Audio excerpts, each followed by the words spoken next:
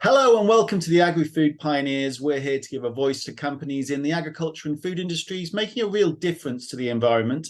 And today I'm joined by Nic Woodhams, an Army officer and host of a podcast, A Cry for Kelp, where he delves into the seaweed industry through interviews and its movers and shakers. Welcome, Nic, and thanks for joining us. That's a pleasure, Nigel. Thanks for having me. Yeah, so seaweed. How and why did you ever get an interest in the lovely green stuff?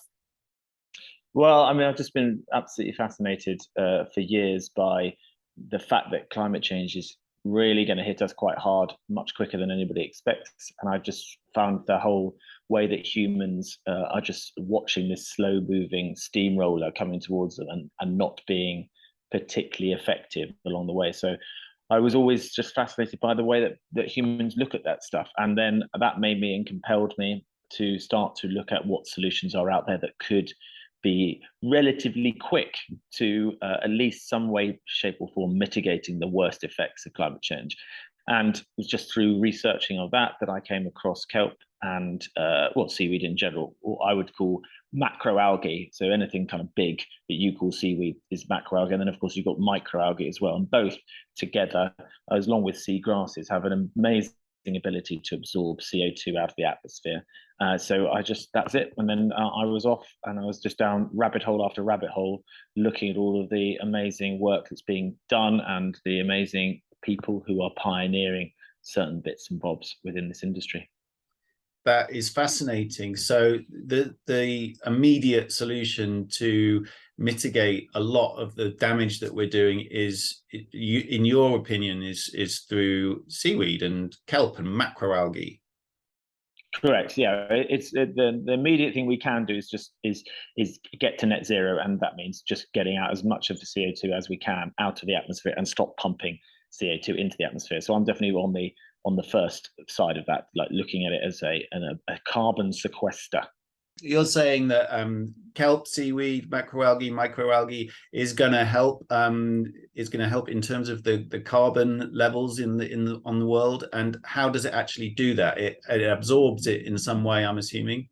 Yeah, so through photosynthesis, just like anything. Like often companies who try and offset the amount of carbon they put out into the atmosphere, they will buy or they will protect large swathes of forestry. So they're hoping that the trees will sequester, i.e. pull in all the carbon dioxide that they're taking out. And that is just a false dichotomy. It doesn't work. Whilst there are, due to photosynthesis, ways that trees can pull carbon dioxide out of the atmosphere, they ultimately allow us to breathe. That's why you have green belts around big cities.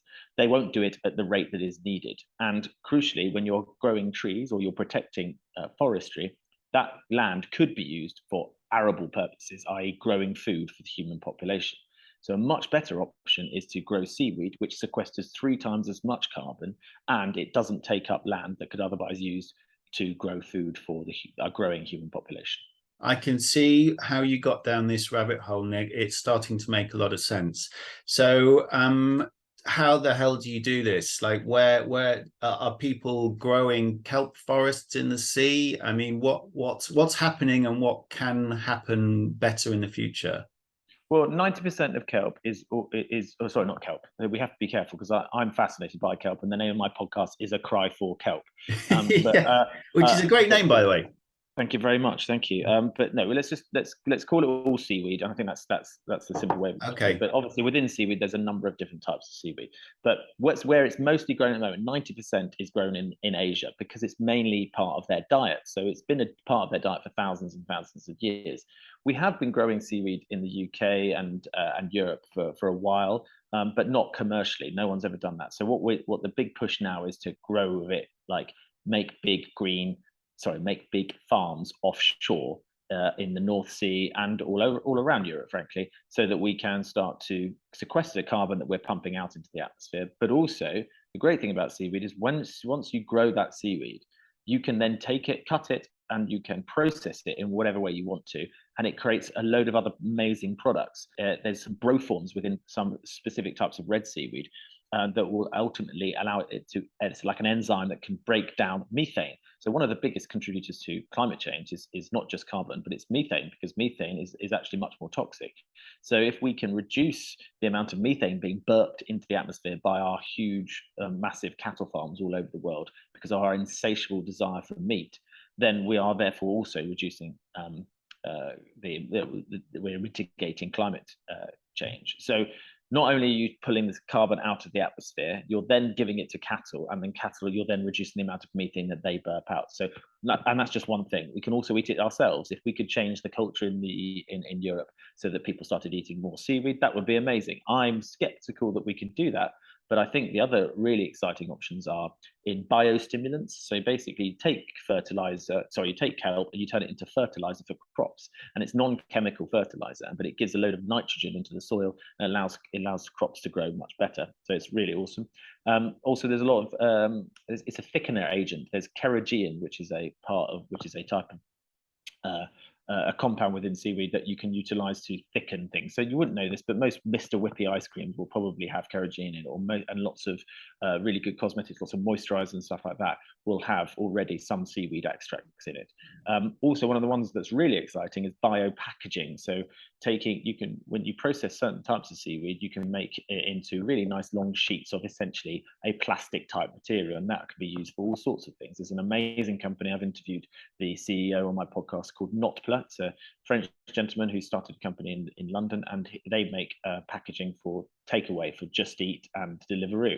And they also make these really cool sachets that you can put things like tomato ketchup in, and all your condiments, or you could put water in, and they give out these little sachets at sporting events. So people are getting rehydrated by just a little capsule that when you put it in your mouth, it disappears, and you can just drink your drink of water. And I've used one of those at a cross-country race that was trying to be particularly eco. And it will biodegrade. And that's just scratching the surface. There's so many other amazing options with seaweed. It sounds like a miracle product. Why, like in terms of the practicalities of actually developing this industry and growing, I'm imagining buoys and massive nets, and within that you try and stimulate the growth of the seaweed. Is that kind of the principles behind it? Yes, exactly that. And we need to. The reason the whole thing hasn't isn't growing maybe as quick as everybody would like to is because we've got an issue between supply and demand here. So we don't have enough supply in Europe of seaweed to make all of these amazing products with it yet. We need to build that supply, but the supply is only going to be built when they know that the markets are there. So it's a bit of a chicken and egg situation. But what we're finding now is that the farmers are trying to be as innovative as possible and as lean as possible, and just growing as much as they can at as lower cost as they can. And that does look like, as you're saying, just buoys in the water with seeded lines that are just put out into the water between the buoys, and that's it. You don't need to fertilize this crop. Will just grow in the water. It will just pick up all the nutrients out of the water, take all the sunlight that it can get, and it will grow. And it grows at a remarkable rate. So you can be growing it and harvesting it really quite quickly. That's amazing. So is no one actually doing this? Forget the farming side of it. Is no one just doing this as a green initiative as part of their green quotas to try and mitigate the carbon that they're pumping out into the atmosphere? There's no countries just going, okay, I'll just grow a load of kelp offshore and or seaweed, sorry, and that's what we're going to do, and that's going to be what we're going to talk about and how green our country is. There's no one doing that. There are people sort of looking at that sort of stuff. I've just been speaking to people doing it off the coast of Namibia.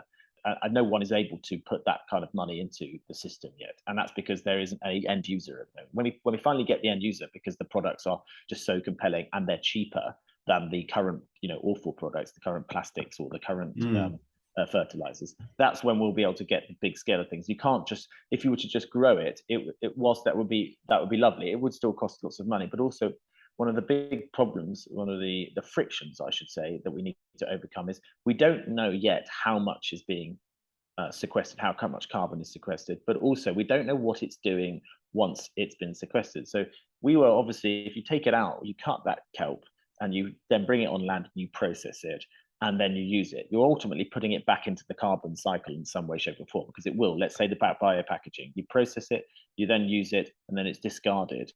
Then it goes back into the carbon cycle. It's not being held and taken away. So it isn't a complete sequesterer, as it were. So like with carbon capture, where they're trying to capture carbon out of the atmosphere and then pump it underground, often into old oil wells, old crude oil wells, like off the North Sea. We're not doing that yet, because people don't know what happens. So if you were to just cut the kelp once it's grown, and you think it's going to be sequestering all that carbon, it's just going to fall to the bottom of the ocean. We don't know what it does to the biome of the ocean. The benthic system isn't necessarily, we haven't got the data yet to say that it's not completely ruining that ecosystem. And nobody wants to create a solution now that actually is causing a problem later. So we need really cool companies like the Kelp Forest Foundation, who are looking into trying to get as much data as possible on how the kelp is affected. It affects the ecosystem that it's in. That's the reason we are not getting it. We haven't just created a load of carbon offsets where you just buy it and then a farmer goes out and just lays a load of line and kelp's just grown. Okay, so the research is still being done. That sounds like that's what needs the funding first, because actually growing these kelp fields, you said it costs a lot of money. In terms of like comparatively, it sounds relatively inexpensive to me compared to a lot of things that are green initiatives, like planting lots of trees or on viable land, like you talked about, or any kind of carbon capture. Like, we're just putting lines in the sea, right, that are seeded on ropes or nets, and that surely is a relatively inexpensive operation. I don't know that it's inexpensive. It's certainly got as expenses, but compared to like digging a hole and putting a tree in it, I don't know that it's not, because you've also got a boat, and that boat is not run on electricity. That boat is run on a combustion engine. So you want to, if you're trying to create something net zero, you don't want to be bunging something into the water that actually has put more CO2 into the atmosphere before it's been grown. So there are companies out there who are doing it on mass, and they're creating really big, like trawlers that are specially designed so that they can lay loads of kelp and they can also harvest all that kelp.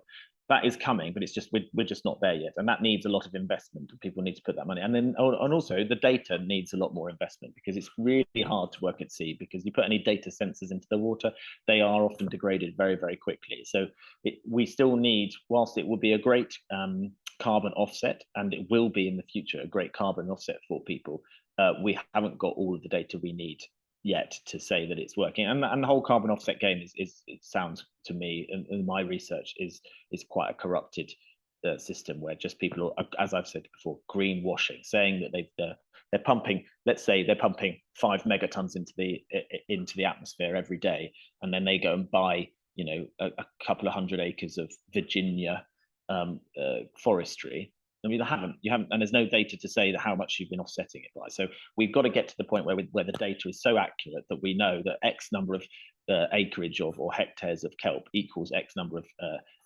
megatons of carbon sequestered. Does that make sense? And that's what's going to be expensive, not necessarily the farming itself.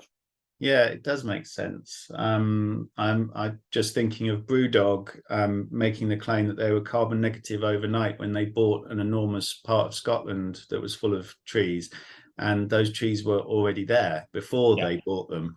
So how does that make you carbon negative overnight? I have no idea how they do those sums. And they don't know how much carbon they're pumping in. I'm not going to say anything about Brewdog specifically, but what you find is these companies they are not even working out how much carbon they put into the atmosphere yet. So they don't even know what they're offsetting yet, because it's not in their interest to go and find out that they're actually, while they think they're offsetting they've got to offset 5 megatons a day or something. Actually, if they did the proper data on it, it might possibly, and I would imagine it will be, a lot more than 5 megatons being pumped into the atmosphere. So it's not within anybody's interest their interest for them to find out what they're doing. You know? I work in agriculture quite a lot in my video production business here, and they take those kind of figures very seriously, and they're calculating their carbon outputs really carefully and monitoring them and taking really progressive steps to reduce their carbon output and methane output and imports, and all these sums are being done within that industry, and I guess the companies that are actually ensuring that they're being as careful and monitoring things as they are is not the government. It's the dairy that owns the franchise, or it's the governing body within the industry. But and they're doing that in their own interest, because they know that that's what people are going to want next. They're not just going to want milk, they're going to want milk that has come from a sustainable green source. Yeah. But I guess that's not all industries are being that responsible, and it doesn't sound like any kind of brewing. There's no, like, well, I know we don't want to focus on Brewdog, but it's like every industry needs that kind of governing body to check up on what they're doing and actually get them to report on what they're doing. Yeah. But it just sounds like they can put whatever they want on their packaging, and there's no one to tell them not to. Correct. We have an offset organisation that anybody can sign up to, and we're going to follow those rules. I liken it to the way that B Corp started. I think that's a really like B Corps, and not these a B Corp model put onto carbon offsets or just onto environmentally friendly companies, and you will be able to have a sticker put on there. But it takes time, and the crucial, I think the difference is there will be companies that are direct to consumer companies, or via some system, but they are ultimately their shareholders are their customers. That was what matters. And then there are those massive big behemoths of companies that only really care about what the market and what their shareholders want, and their shareholders want profit. And until that changes, then they're always going to be after profit first, and they're not going to be. I don't think. I hope to not sound too cynical. I know there are some amazing companies like Patagonia out there who are oddly enough a B Corp too, but there's a lot of companies that aren't really interested in doing that, and yet are also terrible culprits within this world, and they are very, very good at hiding what they're doing all around the world. But I think the more customers that are out there, the more consumers that say, I need, as you say, I want from my pint of beer or from my pint of milk, I want to know that I'm not contributing to climate change, to the climate crisis. As that gets bigger and bigger and bigger, the shareholders are going to understand. It's going to start eating into profits, and they're going to say, well, we need to get ahead of this. But unfortunately, it's not happening at the rate that we really need it to. Yeah, absolutely. Okay, we've gone off topic a little bit here. We need to get back on seaweed. So we've talked about agriculture. It's good for feed, good for fertilizing crops.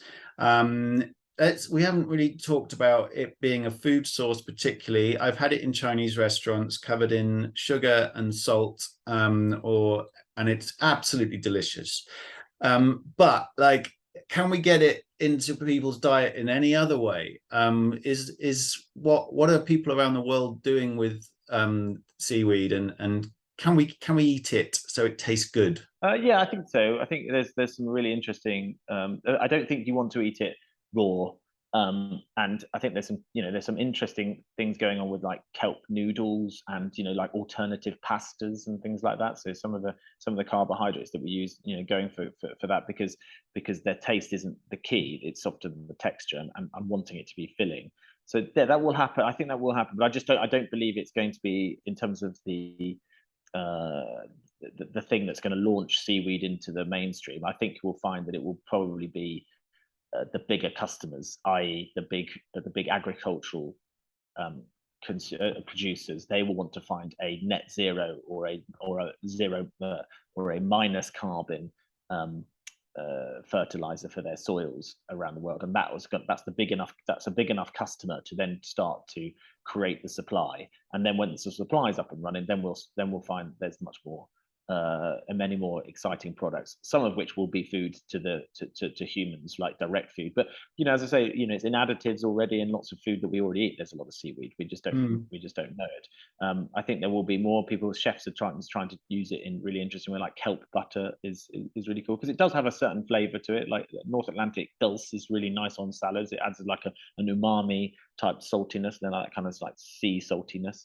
And that's really good. And it's really good. And I was speaking to Wave Crooks at Seagrown, who's up in the northwest of the northeast.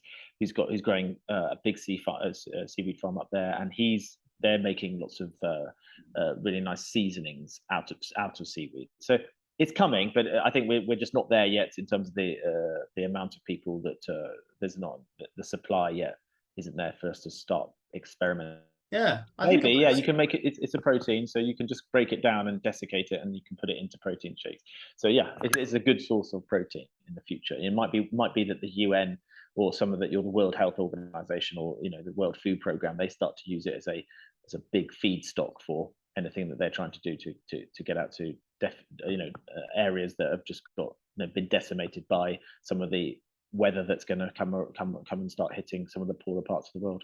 Sure. It sounds, I can see why you got so into this and set up the podcast. Can you tell us a bit more about that, sort of the kind of guests you have on and topics you cover and how people can subscribe to it? Sure, no problem. Sorry, well, it's Cry for Kelp is the name. You can find it on anywhere you get your podcast. The reason I did it was because when I started to delve into this world and deep dive into it, I realized there was a lot of hype, a lot of people talking about it, saying it's going to save the world. And then after that, you couldn't get too many really useful pieces of just data until you hit the really meaty academic stuff. And I'm not an academic. I'm not clever enough to wade through all of that. So I wanted to bridge that gap. So I wanted to get the academics and the really smart people who are doing really cool companies onto the podcast to just synthesize all that data into layman's terms and help us. So I get people on who can help me follow the value chain of seaweed. So I started by talking to a seaweed seed producer, people who basically are growing, have their own nursery, seaweed nursery, and they will then sell to farmers. And then I spoke to a farmer, and then I spoke to a processor, and I'm going through the whole thing to people who are utilizing it for whatever interesting product, like the bioplastics or for the seasoning or whatever it is. And then on the side of that, I try and get on guests who can help me talk to me about, some of the problems that we've got, like the frictions around it being a carbon offset, or what is it that you need to do in order to get a seaweed farm off the ground? You'll need to go and get permits. So I speak to somebody from Crown Estate Scotland about how they offer permits to seaweed growers, because a lot of the legislation is actually already about finfish, and they're just using that legislation in order for you to apply for it, even though they're quite different products. So lots of things are changing quite fast, and I want to give people an understanding of how the seaweed value chain works, but also all of the ancillary things to the left and the right of it, and the third and second order effects of growing seaweed, all that sort of stuff. Great. Well, I'm going to subscribe and I'm looking forward to it. So thanks, Nic. We always close off these interviews with the same question, which is how can the viewers of this channel help you on your quest for kelp? So is there any way, apart from subscribing to your podcast, getting more informed, of course, is there anything else people can do to hurry this mission along a little bit? Yes, I think if you live in a coastal community, you can write to your MP and say, are you looking at growing seaweed off the coast? Because if you create an industry, if we can create the industry in the UK specifically, it's not just about growing seaweed. We're talking about jobs. We're talking about retraining people, maybe fishermen who are not able to fish in the same waters now post Brexit. They might need to look at different ways they do things. So you would not just be supporting the growth of this amazing carbon sequester. You would be helping support your community. So I say write to your MP, and I'd also just be a seaweed advocate wherever you are. So if you find it on any menu, ask them about it and just tell everybody about it. Please be an evangelist for seaweed. Tell everybody how amazing it is. I would thoroughly recommend people look at Seaweed for Europe. They're an amazing organization, and they can give you all the stats you might need to try and persuade any climate skeptics out there, or anybody who just feels a bit lost about the climate crisis. That tell them that there is hope, and the hope is coming in the form soft, wet thing called seaweed. And green, let's not forget. Course. Thanks, Nic. It's been one of my favorite interviews. That was really fascinating. Thanks for joining us. Cheers. So subscribe now and click the bell so you're notified when we speak to more pioneers of the agri-food industry that are leading the way to a sustainable, low carbon and regenerative future. Thanks for watching. Are you an agri-food pioneer? Get in touch now to arrange your interview.